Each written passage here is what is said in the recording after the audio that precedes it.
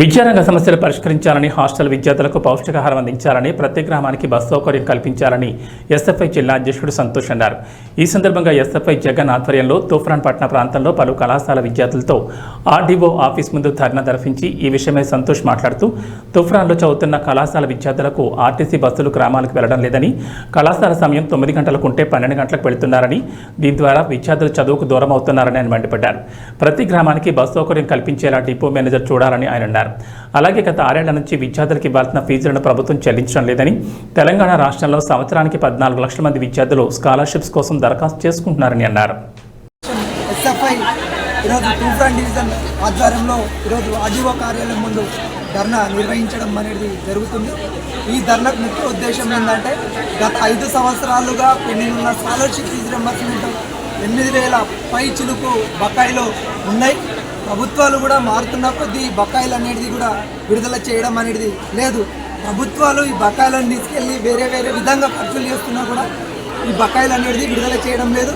ఇంకోటి కూడా 8,000 కోట్ల రూపాయలు ఇప్పటికే బకాయిలో ఉన్నాయి. బకాయిలను కూడా విడుదల చేయండి అనేసి అంటే, ఈరోజు ప్రభుత్వాలు మేము విడుదల చేస్తాం, టోకెన్ రూపంలో ఇస్తాం అనేసి అంటూనే తప్ప విడుదల చేయడం అనేది లేదు.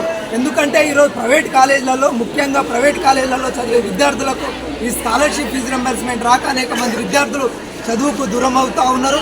ఈరోజు ప్రైవేట్ యాజమాన్యాలు స్కాలర్షిప్ మీద అడ్మిషన్లు తీసుకొని ఈరోజు స్కాలర్షిప్ రాక ఈరోజు విద్యార్థుల దగ్గర ఫీజులు వసూలు చేసే పరిస్థితి ఈరోజు వచ్చింది. ఈరోజు విద్యార్థులు స్కాలర్షిప్ ఫీజులు కట్టలేని విషయంలో పరిస్థితుల్లోనే ఈరోజు స్కాలర్షిప్ మీద అడ్మిషన్ అవుతుంది. స్కాలర్షిప్ విడుదల కాక వీళ్ళు ఫీజులు కట్టక మధ్యలోనే డ్రాప్ అవుట్ అయ్యే విధంగా విద్యార్థులు ఉంది. అలాగే జిల్లాలో అనేక ప్రైవేట్ కళాశాలలు మూతపడే అవకాశాలు కూడా ఉన్నాయి. నర్సాపూర్లో ఇప్పటికే 2 కాలేజీలు మూతపడ్డాయి. మెదక్లో 2 కాలేజీలు, రామంపేటలో కూడా ఒక 2 కాలేజీలు కూడా తీసేసే పరిస్థితి ఏర్పడ్డది. అందుకే జిల్లా వ్యాప్తంగా మొత్తము 2,000 పైన కోట్ల రూపాయలు బకాయిలు ఉన్నాయి. ముఖ్యంగా బీసీ విద్యార్థులకు పెద్ద మొత్తంలో ఈ బకాయిలు, పెండింగ్ బకాయిలు అనేటివి చాలా ఎక్కువ మోతాదులో ఉన్నాయి. కాబట్టి పెండింగ్ బకాయిలను కూడా విడుదల చేయాలనేసి మేము డిమాండ్ చేస్తూ ఉన్నాం. రెండోది కూడా ఈ తూఫ్రాన్ మండల పరిధిలోని కూడా బస్ సమస్య చాలా విపరీతంగా ఉన్నాయి. ఇటు కిష్టాపూర్ నుంచి వచ్చే బస్సులు కానివ్వండి, ఇటు ఘనపూర్ నుంచి వచ్చే బస్సులు కానివ్వండి రావట్లేదు. సమయపాలన కూడా పాటించడం లేదు. విద్యార్థులు 9 గంటలకు వచ్చే విద్యార్థులు 12 నుంచి 1 గంట వరకు వచ్చే అవకాశాలు ఉన్నాయి. ఈ 12-1 గంటల వరకు వచ్చిన విద్యార్థులకు వాళ్ళకి సిలబస్ అర్థం కాదు, వాళ్ళ చదువుకు అట్లా దూరమయ్యే అవకాశాలు ఉన్నాయి. కాబట్టి బస్సులను కూడా సమయపాలన పాటించాలి. టైంకి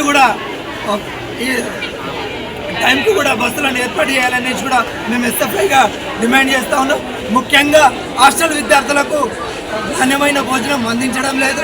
రెసిడెన్షియల్ విద్యార్థులకు అయితే దారుణమైన భోజనాలు పెడతా ఉన్నారు. ఉడికని అన్నము నీళ్ళ చారు పెట్టే పరిస్థితి ఉంది. అక్కడ కూరగాయలు ఇన్ఫెక్షన్, అక్కడికి వీళ్ళు హాస్టల్ సందర్శన చేసినా కూడా కూరగాయలు మొత్తం కులిపోయిన విధంగా ఈరోజు తూఫ్రాన్